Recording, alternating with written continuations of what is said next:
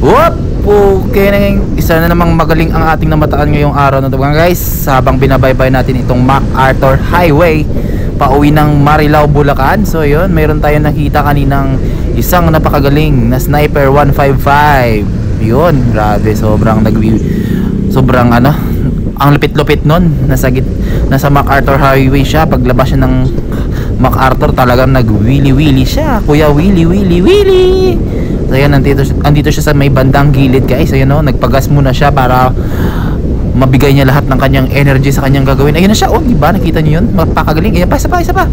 Ayan na! Saka malupit pa, mas mag-ingat ka po. Dalaw ka ng Marilaki para makita mo yung mga katapat mo doon na mga... Hindi ko nasasabihin yun. Nag-ingat ka na lang, Papsi. So hanggang dito na lang, hanggang sa nandito ako, makikita natin lahat ng kamuti sa daan katulad ko. Goodbye. Wait, maluyo na.